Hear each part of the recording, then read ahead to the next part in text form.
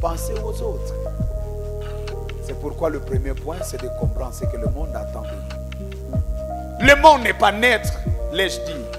Le monde attend de nous. Le monde n'est pas en train de nous ignorer. Que tu sois intellectuel, que tu sois non instruit, que tu sois fort, que tu sois faible, le monde attend quelque chose de toi. J'ai eu la chance de voir ma grand-mère. Elle est morte à plus de 90 ans. Elle a perdu la vue, je crois, à 75 ans. On a été avec elle plus de 12 ans. Elle ne voyait pas. Mais je vous assure, quand elle est morte, on s'est rendu compte qu'elle était utile dans la maison. Parce qu'elle était toujours là. Elle sort de la maison, elle se met là sur son canapé.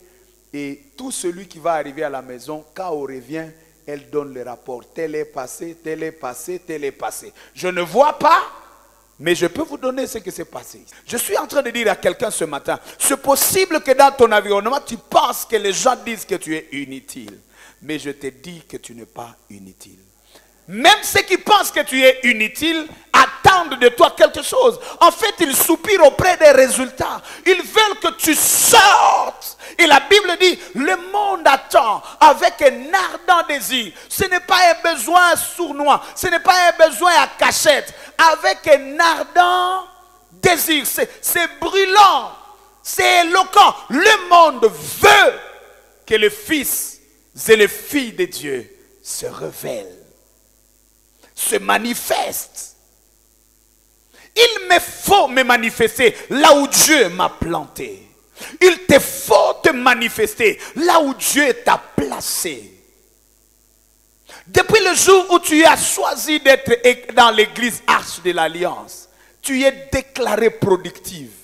Que tu le veuilles ou pas, que les sorciers te dérange ou pas, même si quelqu'un a pris ta photo, il l'a amené à Mangina, il l'a enterré. Depuis que tu es entré dans l'alliance avec Dieu, tu es déclaré productif. Et je te dis, tôt ou tard, tu vas finir par te révéler, par te manifester. Parce que les gens qui sont en alliance avec Dieu, ce ne sont pas des fardeaux dans le monde. Quelqu'un t'a fait étudier, quelqu'un t'a soutenu, quelqu'un t'a reçu dans sa maison, quelqu'un a payé le premier loyer, quelqu'un a payé le frais de tes enfants, quelqu'un t'a relevé quand tu étais faible. Mais je te dis que tu ne resteras pas un récepteur universel. Tu es un producteur. Tu es appelé à te manifester. Tu es appelé à te révéler. Il n'y aura pas de femmes dans cette église où on croit que tu es juste là pour faire des enfants et on oublie même l'éducation. Je déclare que tu es utile dans ta maison. Tu es utile dans la société. Et je vais dire même d'ailleurs, celui qui t'accueille, il a de la chance. Malheureusement, tu ne crois pas toi-même. C'est ça le problème. Alléluia. C'est lui qui te rencontre, Ikonabahati. Qui est d'accord?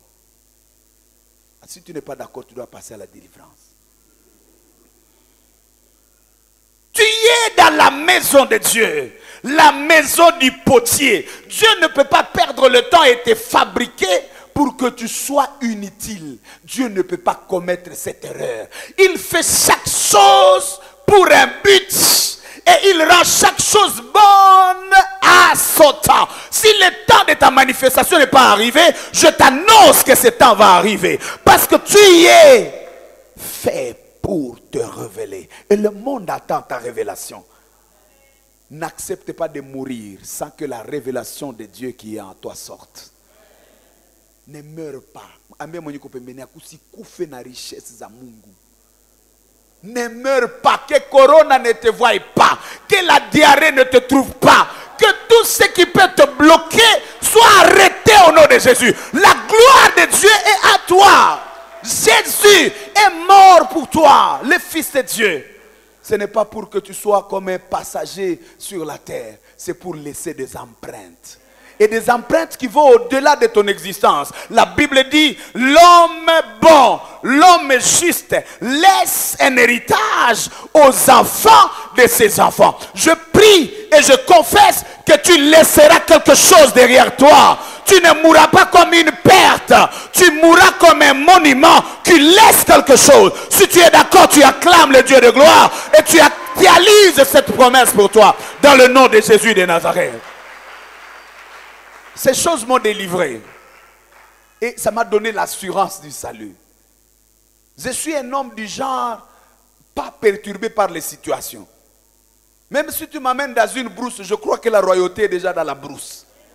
Donc je ne crois pas à l'environnement, je crois au Dieu qui est avec moi. Je ne crois pas aux circonstances. Je crois que les circonstances sont là pour moi. La Bible dit, le tout concourt au bien de ceux qui aiment Dieu. Et donc je ne peux pas porter le nom d'une circonstance. Je ne peux pas me laisser piétiner par une circonstance parce que ces choses sont là pour moi. Je suis en train de dire à quelqu'un, tu n'as pas besoin de porter un nom de victime. Tu n'as pas besoin de porter un nom de circonstance. C'est toi qui donneras le nom à ces choses-là et tout finira par conjuguer à ton bien. Ne sois pas pressé. Dieu n'a pas de précipitation. Même si ça tarde, attends. Mais en attendant, tu dois avoir le cœur noble. La Bible dit, celui qui est noble de cœur, il est patient. Oui. Je ne dis pas que tu as beaucoup de choses, mais je dis que tu es destiné à les avoir. C'est juste que tu es sur ton chemin. Le monde attend la révélation, la manifestation, la production des enfants de Dieu. Même les parents, quand l'enfant naît, il fait 2 ans, 3 ans. S'il ne marche pas, c'est compliqué. Les mois d'ailleurs, je parle des années, c'est compliqué. Déjà, à combien de mois, maman Nelly? C'est combien de mois qu'on attend que la femme marche? Et si ça dépasse, c'est déjà un souci. Il ne faut pas dire que la femme, non, non, mimi nachoka, muniache kwanza, ntatembea kanyuma. Tembea. Les parents attendent que tu commences à marcher. Même si c'est à titibant, mais marche quand même. Même si l'enfant, il tremble, mais on attend ça. Et quand il fait le premier pas, on fait quoi? Il y a même un chant qu'on fait, on accompagne. Vous connaissez encore? Allons-y, come on, c'est quoi? Come on, come on. Si maman tété, vous voyez. Et donc on accompagne. Nous allons t'accompagner jusqu'à ce que tu vas te lever. Tu titibes, on va chanter. Si maman tété, d'acoupa, on va chanter parce que tu dois marcher. Tu dois te manifester. Et j'interdis à quelqu'un de te traiter d'inutile, de te traiter de fardeau. Tu n'es pas un fardeau. Tu es quelqu'un d'important. Et tu portes la solution de plusieurs. Le monde attend que tu te révèles. Je suis un don de Dieu dans le monde. Et je vous prêche, il y a des gens qui étaient frustrés. Je ne vous donnerai pas l'argent, la parole. Je parle de la part de Dieu. Et vous sortez comme si le loyer est déjà payé. Ce n'est pas payé. Mais il y a un don de Dieu qui vous parle. Alléluia. Il y a ceux qui venaient au nom, célibat, c'est comme ça. Mais haïko. Alléluia. Mais iko nakuya. Et tu sais que tu es fort. Hautajiua. Toi, tu ne peux pas aller te tuer après avoir écouté une parole comme ça. Tu sens que tout va aller. Il n'y a pas de problème. Alléluia. Et ça, c'est moi. Le don que Dieu m'a donné. Et toi, tu es un don. Tu es un don. Le monde attend que tu te révèles. Il y a des gens au bout du tunnel qui attendent ta manifestation. Le jour où tu vas te manifester, c'est le jour où ils vont sourire. Il y a des gens qui sont malades parce qu'il y a quelqu'un qui a le don de guérison. Il s'assoit encore. Il y a des gens qui sont dans le monde, qui devaient déjà prendre quelques célibataires ici, mais qui sont encore entrés dans des bars parce que l'évangéliste n'est pas encore allé les tirer. Alléluia. Il y a des gens qui sont chômeurs parce qu'il y a à toi une entreprise qui n'est pas encore sortie. Je prie que cette entreprise sorte dans le nom de Jésus. Oh. Suis-je en train de parler à quelqu'un? il y a une manifestation. Il y a un intercesseur qui doit parler de la part de Dieu. Il y a un prophète qui doit se manifester. Et les gens qui étaient dans les ténèbres vont voir et dire, voilà la vie de Dieu. Qu'est-ce que Dieu attend de toi? Les gens se sont arrêtés à lire, je ne sais pas moi, Jean chapitre 4, 22-24. La femme samaritaine dit, vous dites qu'il faut adorer sur cette montagne. Et nous pensons qu'il faut adorer. Disons, nous adorons sur cette montagne. Vous dites à Jérusalem. Finalement, c'est quoi? Toi, Jésus, dis-moi. Jésus dit, le temps est venu. Il est déjà là, où ce ne sera ni à Jérusalem, ni sur cette montagne qu'on va adorer. On va adorer le Père en esprit et en vérité. Et il ajoute, il dit, ce sont les adorateurs que le Père recherche. Et l'Église est restée là. L'Église a pensé que Dieu est en train de chercher des adorateurs. Mais il faut aller plus loin que l'adoration. Dieu ne cherche pas des adorateurs qui parlent. Cessons avec l'adoration là des phrases. Moloto nous en a laissé beaucoup de poèmes et vous bloquez ça. C'est comme si vous priez. Vous êtes en train de répéter la prière d'un homme. Oh Shama, Shama. Et vous fermez les yeux, vous tremblez même. Si on vous demande Shama signifie quoi? Moi je ne sais pas. Mais les émotions qui accompagnent là, ça vient de quoi? De la guitare? Bien-aimé, tu dois adorer une adoration qui vient de l'intérieur. On avait un frère, il était très sérieux et quand il adorait, il faisait paniquer tout le monde. Mais quand on s'approche de ce qu'il dit, nos mains s'élever, nous voulons se laisser s'adorer. Mais frère, tu es en train de dire quoi? Pourquoi on a eu à phraser à battre? Mais quand il le fait, il dit, nos mains sont laissées, nous voulons se laisser s'adorer. Bon, demande à celui qui est à côté de toi, qu'est-ce que signifie Shama? Si on a quand même bien goût. On parle trop. Les jours où l'entreprise qui est à toi sortira, les jours où la révélation que Dieu a mis à toi sortira, tu vas adorer dans ta propre langue. Tu vas adorer des mots que tu comprends. Dieu ne s'appelle pas Jéhovah Rapha pour toi. Il s'appelle un nom d'autre. Toi-même, tu vas lui donner le nom. Dieu a dit seulement moi je suis. C'est ça mon nom. C'est ce qu'il a dit à Moïse. C'est-à-dire quand je me révèle à toi, c'est ce que je suis. Et c'est toi qui me donnes le nom. Je vois quelqu'un qui est au point de donner à Dieu un autre nom. Et quand tu adores avec ce nom-là, on sait que c'est le nom de Dieu. Ce n'est pas un nom emprunté dans un cantique. C'est un nom de la vie. C'est un nom qu'on a vécu. À Dieu attend des adorateurs qui adorent par les œuvres. Jean chapitre 3, 1 à 7. Jésus rencontre Nicodème et lui dit, Nicodème, il faut que tu naisses de nouveau. Nicodème dit, tu es le docteur de la loi. Nous sommes convaincus que tu es le docteur. Tu es le docteur. Parce que personne ne peut faire ce que tu fais s'il ne vient pas de Dieu. La logique de cette phrase, si nous allons dans la phraséologie, ou nous allons dans vraiment la littérature, comme ça doit se suivre, les lettres, comme ça nous enseigne, il devait dire, nous savons que tu es le docteur de la loi, et parce que personne ne peut enseigner comme toi.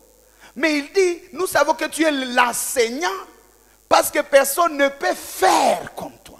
C'est-à-dire, l'Église doit quitter la dimension de la parole à la dimension des œuvres. On ne peut pas avoir une église où on a 14 séminaires l'année et on a tout le monde qui est naïf, tout le monde qui est inactif, tout le monde qui est improductif. La parole de Dieu doit nous amener dans l'action. La parole de Dieu doit nous amener dans la maturité. La parole de Dieu doit nous changer et nous transformer. Le monde n'attend pas des gens qui enseignent. Le monde n'attend pas de prédicateurs qui prêchent. Le monde attend des messagers, des acteurs, des gens qui manifestent la gloire de Dieu. L'Église devait donner l'exemple au monde. C'est triste quand on trouve que dans l'Église, il n'y a plus de repères ou des exemples. C'est triste. Le monde devait apprendre même la bonne gestion à l'Église. Le monde devait apprendre la fidélité à l'Église. Et il faut dire que nous avons encore un long voyage. Pourquoi? Parce que l'Église est pleine de gens qui ont développé trop de paroles que des actions. On parle de l'esprit de puissance et on est resté, on croit que la puissance c'est quand on chante et les gens sont remplis. Ce n'est pas ça la puissance. Notre puissance doit quitter jusqu'à aller toucher des champs de cacao. Cette puissance de Dieu doit toucher l'environnement. J'ai vu un homme en Amérique latine, je crois. Il a provoqué un réveil. C'était un pasteur. Il a commencé à prier. Et la Bible dit que la terre était infertile. On avait du mal même à avoir des récoltes. Après, quand le réveil est arrivé dans l'église, les gens étaient remplis de l'esprit. Des pluies de prières à l'église. Et dans les quartiers, on sentait que le Saint-Esprit est en œuvre. Et la récolte qui a suivi, on a commencé à récolter des carottes de la longueur d'une bras. Ça, c'est le réveil. Faut attendre ma réveil, on pense que le réveil n'est pas. Et c'est pas ça le réveil. Le réveil, ça touche même la terre. La Bible dit le monde attend la révélation du Fils de Dieu. Le réveil c'est compliqué. Le réveil change même le visage. Si vous regardez mon visage à 2000, c'est pas 2. Et maintenant, il y a une différence. Il y a même des transformations sur le visage.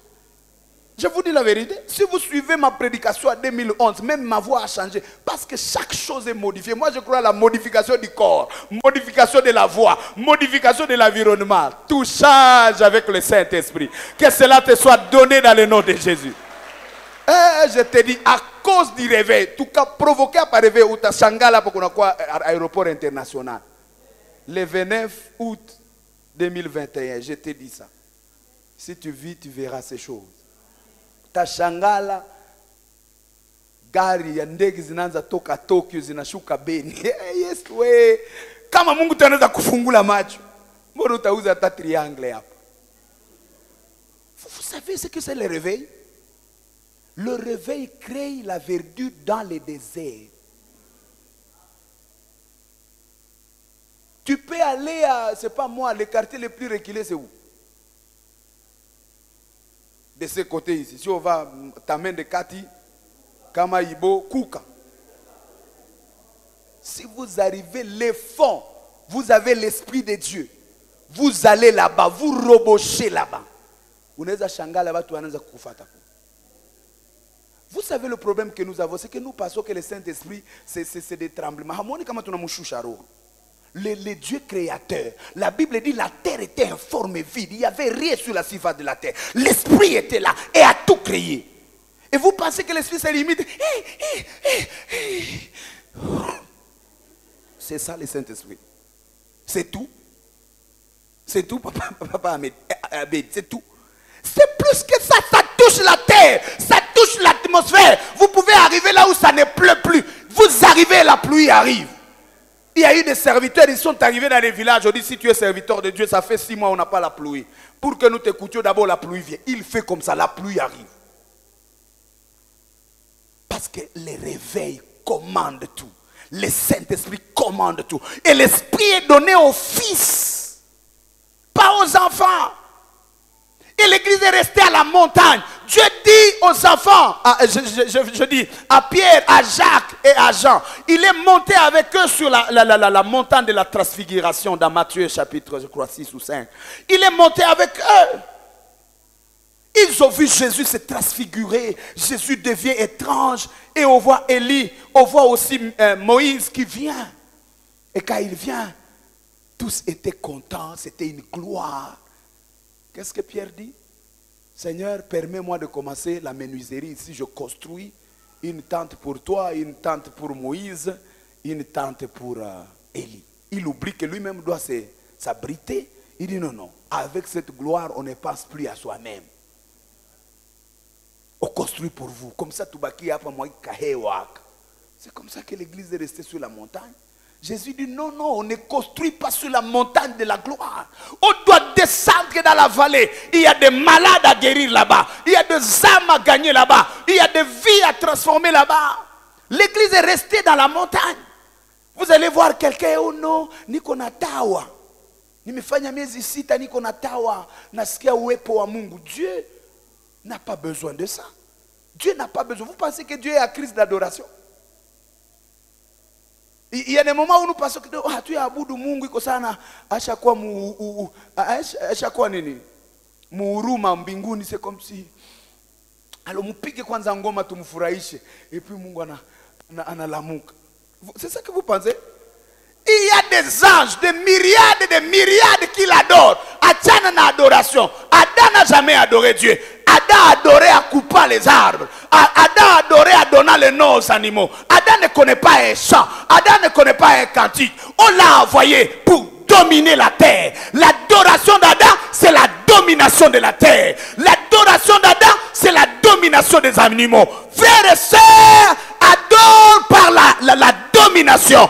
Domine là où Dieu te met. Produis des choses là où Dieu te met. Communique la vie là où Dieu te donne d'être. Tu es un médecin, sois un bon médecin. Que les gens vivent par ta main. C'est l'adoration. Tu es un parent, sois un bon parent. Quand les enfants sont bien gérés, c'est de l'adoration. Si tu es chef, sois un bon chef. Parce que quand tu es bon, tu es producteur d'adoration que d'être un adorateur. C'est mieux d'être un producteur d'adoration. Dieu a dit aux apôtres, descendez de la montagne. Là nous sommes dans Actes chapitre 1er. Il dit, descendez de la montagne, allez adorer. Allez évangéliser. Ils sont descendus. Et quand Pierre a été baptisé au chapitre 2, vous suivez la diachronique de ces livres. Le premier chapitre, c'est Jésus qui leur parle. Le deuxième chapitre, c'est le baptême du Saint-Esprit. Le troisième chapitre, Pierre va vers le temple. C'est une révélation, c'est un message. Et Pierre arrive, il passait toujours là, il voit un boiteux. Il dit, messieurs, qu'est-ce que tu veux? Donnez-moi l'or et l'argent. Je n'ai pas l'argent, je n'ai pas l'or. Mais j'ai quelque chose de précieux que je vais t'adonner. Au nom de Jésus, lève-toi et marche. Cet homme n'a jamais dit merci Père spirituel, merci Papa, merci Daddy. Ça, ce sont des distractions. Il y a des gens qui pensent qu'ils peuvent émerveiller les pasteurs, oh Daddy, on les met sur le c'est pas moi, hein, profil. Non, non. Un fils bien, ce n'est pas celui qui met sur le profil, c'est celui qui fait l'œuvre de son Père. C'est celui qui soulage le Père par la mission. Après, oh Daddy, Daddy. Ça c'est de l'anglais, ça signifie Père. Il n'y a rien de spécial. C'est rien. Il ne faut pas tromper les gens. Daddy signifie Père, c'est tout. Arrive, tu peux intimider. C'est la même chose. Alléluia. Il sort. Quand il a délivré ce boiteux, qu'est-ce qui se passe? Le boiteux n'a pas parlé. Il est entré au temple. Cet homme qui était distrait par les dons, tu dois provoquer les gens à entrer dans l'adoration que de rester là en train d'adorer. Provoque des adorateurs, mets au monde des adorateurs, multiplie les adorateurs. Voilà les évangélistes, comment ils adorent Dieu. Ils n'ont pas besoin de connaître beaucoup de cantiques, mais il faut entrer les gens dans l'adoration. Il faut entrer les gens dans les temples. Quand l'homme est entré au temple, tout s'est arrêté. C'était un malheur pour les modérateurs de ce jour-là. Vous voyez Maman Nelly, quand on a préparé son répertoire, quand il entre comme ça, tout le monde laisse le modérateur, le prédicateur. Et on commence à adoration. Il y a bila nyimbo. On voit seulement les boiteux qui est en train de danser. C'est pas, je crois qu'il est en train de tituber. Mais c'est la louange. Alléluia. Acclame le Dieu qui veut que tu te manifestes. Manifeste-toi dans ta zone. Manifeste-toi dans ta région. Manifeste-toi dans la famille. Il y a des choses quand tu fais, les gens arrêtent de pleurer. Les gens adorent Dieu. Produis la paix là où tu es. Produis des résultats. Fais rire même tes parents. Il y a des moments où il faut faire quelque chose. Les parents disent, eh, nashukuru siku nilikuzala. Mewe ni kusema Mungu wangu kama siku nilizaliwa kanjo vule kanyesha. ça c'est pas bon. Tu dois faire en sorte qu'à un moment donné, les gens commencent à dire, Seigneur, je te bénis. Si tu es une femme, tu dois surprendre ton mari. Si moi, il dit, Seigneur, je t'adore pour ma femme. Yo, yes, oui. Si ce n'était pas toi qui me donnes cette femme, je serais comment? Est-ce que comment chaque fois adorer mon Dieu yako? Quelle joie si quelqu'un adore Dieu pour mon ministère. Dit, Seigneur, merci pour cet homme. Tu l'as béni, tu l'utilises. J'ai été guéri, consolé. Ça m'a dit prière ça wa ile minasema niko naingia maombi. Hapana maombi ya toka kwa jina la Yesu tutoshe mchungaji. Ile inakuwa magumu. Mungu tutoshea yeye tulishashindwa, wewe uje ukipe na yeye.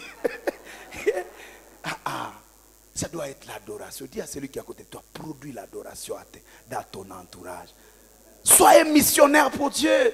Amène la vie là où il y a la mort. Amène la consolation là où il y a le pleur. Ne sois pas de ceux-là qui créent les lamentations, le pleur. Crée la vie. C'est pourquoi quand on parle de Jésus, Dieu dit, un enfant nous est né, un fils nous est donné. Quand Jésus est né comme enfant, il n'a pas produit l'adoration.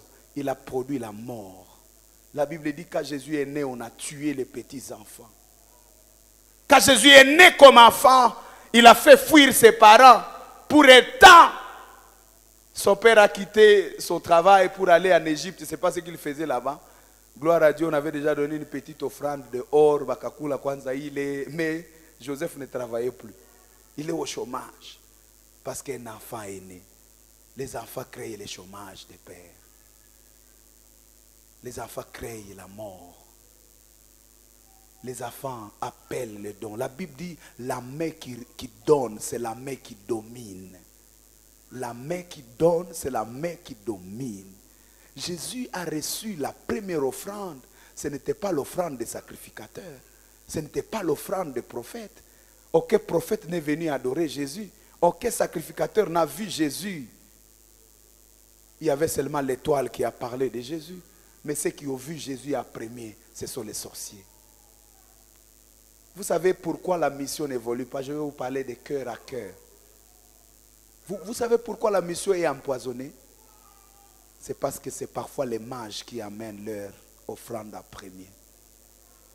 À l'époque, les mages, c'était des sorciers. C'était des gens qui étudient les astres. Il y a un mystère puissant. C'est seulement parce que Jésus était Dieu. Mais vous savez, quand on est enfant, ou quand on a reçu un enfant vous est né. Jésus n'a pas vu l'or. C'est lui qui a pris l'or, qui a géré ça, c'est qui? C'était les parents. Joseph, Marie était avec le bébé et Joseph a réceptionné les dons. Ce qui tue aujourd'hui le ministère, c'est que les gens spirituels n'offrent pas. Ils prient. Les sorciers ne prient pas, ils donnent. Quand Dieu m'a toujours envoyé dans des missions étranges, beaucoup de gens, j'ai la grâce de Dieu, parfois Dieu me révèle. Il y a des gens qui donnent le premier don, c'est parfois des sorciers. Et ils amènent ces dons-là pour empoisonner la mission. Atakuletea chakula mzuri, anakuletea koti mzuri. Vala hayo na uone kama hautasahau maverse ziko nakupita hivi mkichwa. Mais les gens, les intercesseurs là, abaizi leta koti ya kutakasika. Ni kuona tu mtumishi amechanganikiwa, alichanganikiwa jua nini? Si alivala koti ya ule bandi ule. Wewe ulileta koti, wewe mwenye unaombaka leta koti umeitakasa, umeiombea, umeichaza roho. Alléluia. Mais je vous dis la vérité. Je prie chaque jour quand je prie pour cette église. Je rêve de millionnaires dans cette église qui vont dire nous allons à campagne d'évangélisation. Ils donnent l'argent pur. Bonke est arrivé à Lubumbashi et il était en train de faire le service là-bas. Il y a un milliardaire qui est venu pour dire que la campagne suivante, c'est moi qui va financer ça. Donnez-moi le budget, je vais faire tout. Je suis émerveillé par ton ministère. Et il était avisé, il a dit, je vais d'abord prier et on va se voir demain. Pendant qu'il priait, il se voit en train de laver dans la piscine et il voit un crocodile qui venait pour le manger dans la piscine. Et pouf, il sort de la vision. Et Dieu lui dit, l'argent que tu es en train de recevoir, si tu reçois cet argent, ton ministère est avalé. l'homme qui vient te donner l'argent, c'est un sorcier, c'est un magicien. Ils veulent acheter ton ministère. Quand l'église a des enfants, c'est l'extérieur qui va financer la mission. Les enfants sont là pour critiquer, on dit qu'est-ce qu'on fait à l'église. D'ailleurs, on ne voit rien, on ne voit rien. Mais c'est toi qui dois faire ce qu'on doit voir. Un enfant nous est né, mais un fils nous est donné. Pour que l'église soit un don au monde, l'église doit maturer, l'église doit croître, l'église doit grandir. Et c'est au travers le Saint-Esprit. Jésus a été enfant jusqu'à 30 ans. Et il est allé pour accepter le baptême. J'aimerais que vous puissiez acclamer ces bien-aimés qui se sont fait baptiser. Vous êtes entrés dans le chemin de la bénédiction. Jésus a dit, il faut que nous accomplissions tout ce qui est juste. Je dois accomplir la volonté de Dieu. Je dois me faire baptiser. On dit, non, non, toi tu n'as pas de problème. Je dois me faire baptiser. Il est entré dans les eaux de baptême. Et quand il est entré, le ciel s'est ouvert et l'Esprit est descendu. Quand le Saint-Esprit est descendu, c'était le début de la filiation. C'est quand Jésus a été baptisé. La colombe est descendue sur son épaule qu'il a quitté la France. Il est devenu fils de Dieu. Et Dieu a parlé. Le ciel s'est ouvert. Il dit, celui-ci est mon fils bien-aimé. Parce que maintenant, il a abandonné la chair. Il a abandonné le monde. Et la suite dans Actes, disons, Luc chapitre 4, le premier verset, la Bible dit, Jésus, rempli du Saint-Esprit, il fut conduit par l'Esprit dans les déserts pour prier. Jésus n'a jamais fait une prière depuis 30 ans, une prière qui a été écrite. Mais pour la première fois quand Jésus prie, c'est-à-dire quand il exprime sa dépendance avec Dieu, c'est quand il a eu le Saint-Esprit. Vous allez sentir que vous dépendez de Dieu après le Saint-Esprit. Et quand vous dépendez de Dieu, vous allez être un transformateur. Vous n'êtes pas un récepteur universel. Refusez de recevoir chaque jour. Refusez de recevoir. Refusez. Soyez triste quand on vous donne. Soyez content quand vous donnez. Si vous êtes encore en faiblesse, ce n'est pas mal de recevoir. Mais à l'intérieur de vous, cherchez à être une bénédiction. Même si on est en train de payer pour vous les frais, cherchez un jour à être utile à la famille. Ne soyez pas inutile. Il ne faut pas qu'on vous mette sur la table. Sois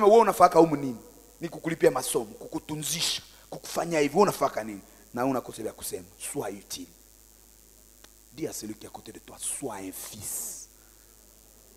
La Bible dit qu'un enfant qui est héritier n'a pas grandi jusqu'au stade de fils. Il est comme un esclave. C'est la production qui affranchit. Quand vous produisez les œuvres, même vos ennemis sont obligés de vous valoriser. Le travail vous valorisera. La Bible dit, le Dieu de tes pères bénira l'œuvre de ta main. Et l'œuvre de ta main te donnera une position dans la société. Jésus est passé de l'enfance à la filiation. Il était fils de Dieu. Et il est entré dans la mission. Et la Bible nous donne 5 caractéristiques sur Jésus. La première chose, on dit, Jésus qui était enfant, il est devenu fils. Et quand il est devenu fils, premièrement, on a dit, la domination reposera sur son épaule. C'est la responsabilité. C'est la consécration. Les fils se consacrent. J'ai béni Dieu pour les fils que Dieu a élevés dans cette église. On avait du mal à avoir de l'eau. Il y avait d'autres qui sont là parce qu'il fallait soulever de l'eau, amener, c'est pas tout. Hein. Ce sont des fils, ils n'ont pas besoin que le pasteur soit là, que les anciens soient là. Ils essaient de faire à ce que le royaume réussisse. Ils travaillent pour la réussite. Combien d'hommes et de femmes sont dans des familles? Ce sont des lamentations. Oh, réunion de famille. Moi, je ne sais pas. Cette famille, abani kumbuka ketena. Minjo mukubwa umu. Mukubwa banabusemaka. Mukubwa ba oh no minjo paluku. Unakumbusha watu. Uko na shida. Travail. Acha discours. Fanya kazi. ton œuvre parlera. Ton œuvre te donnera une place. Ton œuvre te stabilisera. Travaille mon frère, travaille ma soeur. Laisse, oublie ceux qui parlent parce qu'ils changeront de langage. Il ne suffit qu'un pas va te changer de langage. Il faut changer de langage. Et que cela t'arrive au nom de Jésus. La domination reposera sur son épaule. C'est la première chose. Mais qu'est-ce qui a reposé sur l'épaule de Jésus? Quand Esaïe parle au chapitre 9, il dit c'est la domination. Vous avez vu Jésus avec des galons?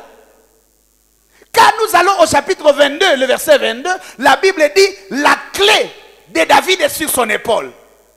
La domination devient la clé. Mais quand nous allons dans l'ancienne alliance, qu'est-ce qui était sur l'épaule de Jésus? Je vois Jésus en train de tituber. Il allait sur la croix. Quand on était de l'autre côté, on chantait njia ya msalaba. Anaanguka mara ya kwanza. Anaanguka mara ya pili, on pleure, on adore. Et puis dit anaendelea. Anaanguka mara ya tatu na msalaba. Alléluia. Jésus portait la croix. Porte ta croix. C'est ça l'appel, c'est ça le signe d'un fils. Porte la croix.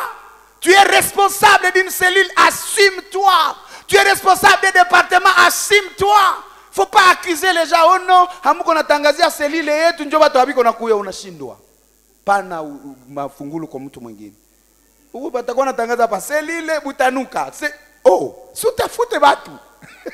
Bachanga jo vile, oh, mutangazi, tutangaze nini? Achana na ile vitu. Si nimekwambilia hapa kukumaza bao. Sifika mbiro yangu, oh no, mimi naomba mobilisation générale, communiquer zinapashwa kwa soft. Pana vitu yenye responsabilité unakimbia. Munyumba oh no, papa unipresenter kwa badoko yangu bajue kama menjo ene.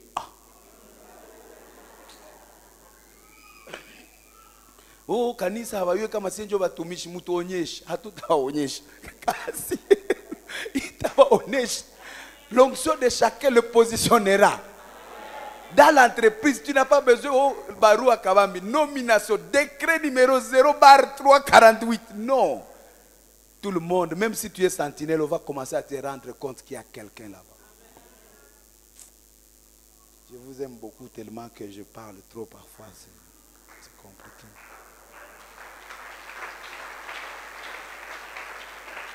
Alléluia.